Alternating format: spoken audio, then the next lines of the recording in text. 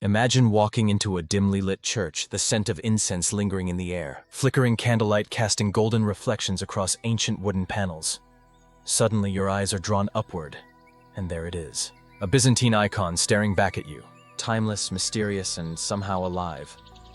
This is not just a painting. This is not just decoration. This is a portal, a window into the spiritual world. A coded language that has been speaking across centuries, whispering secrets to those willing to look closer. And today, we are going to uncover the hidden symbolism and the mystical power of Byzantine icons. Byzantine icons are more than religious art. They are a bridge between the human and the divine. Every brushstroke, every golden background, every tilt of the head, every gesture of the hand is loaded with meaning. These icons were not created to simply look beautiful. They were carefully designed according to a strict set of rules that transformed wood and paint into something holy, something that believers didn't just look at, but actually prayed through. For many Christians in the Byzantine Empire, icons were not just reminders of God, they were experiences of God himself.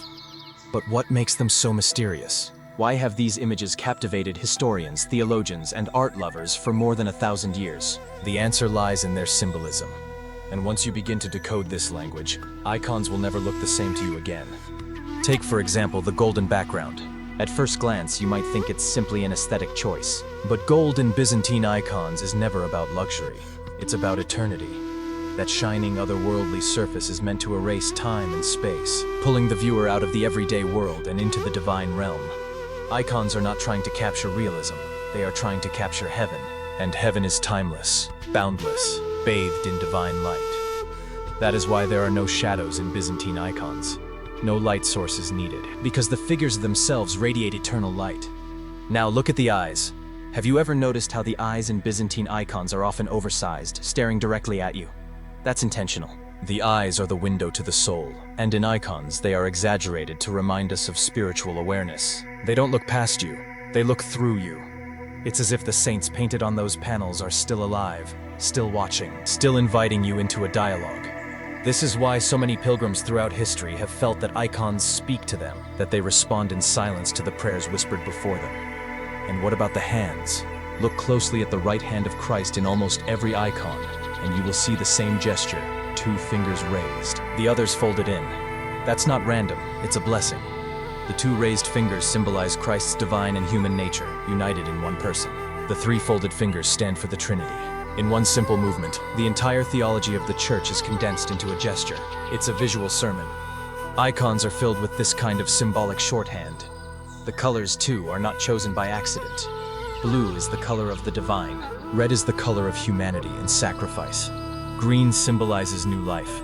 White is purity and holiness. So when you see the Virgin Mary clothed in deep blue with a red undergarment, it's telling you that she is human but clothed in divine grace. Christ, on the other hand, is often shown wearing a red tunic with a blue cloak. He is divine, but he has taken on human nature. Nothing in an icon is just decoration. Everything is message. Let's travel now to one of the most famous collections of Byzantine icons in the world, the Monastery of St. Catherine in Sinai, Egypt.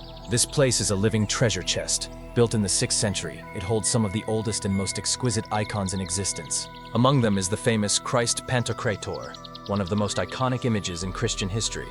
When you look at this image, you immediately notice something strange. Christ's face is divided. On one side, his expression is stern, almost severe, while the other side is softer, more merciful. This is not a mistake, it's deliberate. It's a profound symbol of the dual nature of Christ. Judge and Savior, justice and mercy, divinity and humanity. The more you look, the more you realize that this single image contains an entire theology. And yet, Byzantine icons were never just about theology.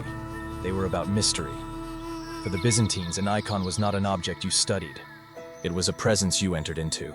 That is why icons were kissed, touched, carried in processions. They were believed to perform miracles. Icons that wept, icons that healed, icons that protected entire cities from invaders.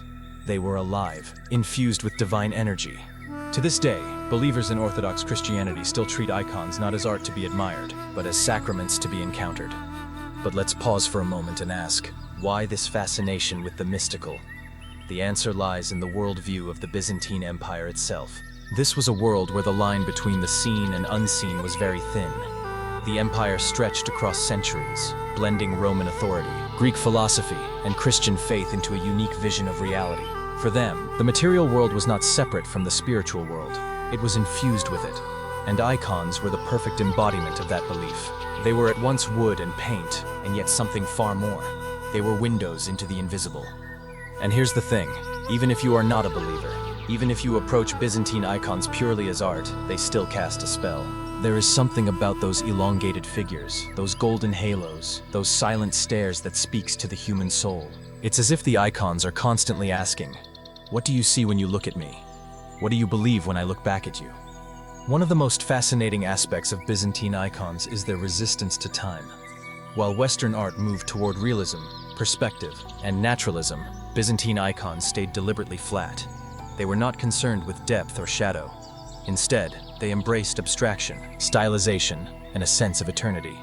This timeless quality is exactly what makes them feel so strange and so powerful to modern eyes. They refuse to age. They refuse to belong to one century. They stand outside of time. But let's not forget the controversies. The history of Byzantine icons is filled with drama, especially during the period of iconoclasm in the 8th and 9th centuries. At that time, emperors ordered icons to be destroyed, fearing that people were worshipping the images themselves instead of God. Countless icons were burned, smashed, or whitewashed, but the people resisted. Monks and lay people risked their lives to protect their icons, hiding them in caves, smuggling them across borders, even dying for them. Eventually, the icons triumphed, and their restoration was celebrated with a great feast still remembered today in the Orthodox Church, the Feast of Orthodoxy. This history only deepened the sense that icons were not mere pictures. They were sacred, worth fighting and even dying for. As we move deeper into the world of Byzantine icons, we discover not only hidden meanings but also hidden stories. Behind every image, there is a tale of devotion, of controversy, of miracle. There are icons said to have been painted by St. Luke himself. Others were believed to descend directly from heaven, not made by human hands at all. The most famous of these is the Mandilion of Edessa, a cloth bearing the face of Christ, said to have been imprinted miraculously.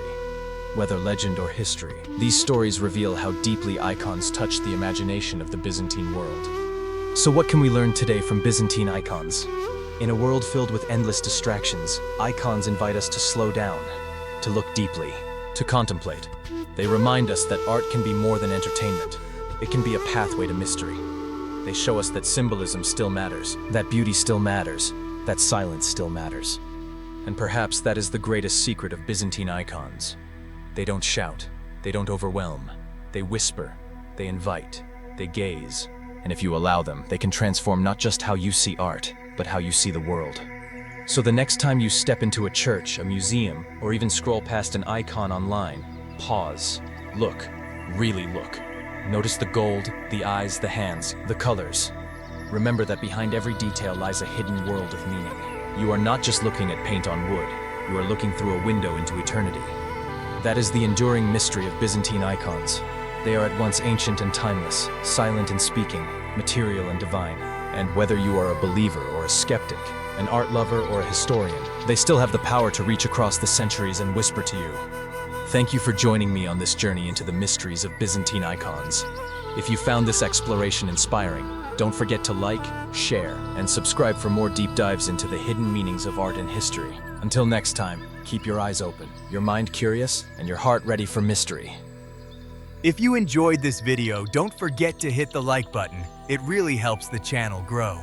Feel free to share it with a friend who loves a good mystery. And if you haven't already, please subscribe so you won't miss the next story. There's a lot more to uncover, and I'd love to have you along for the journey.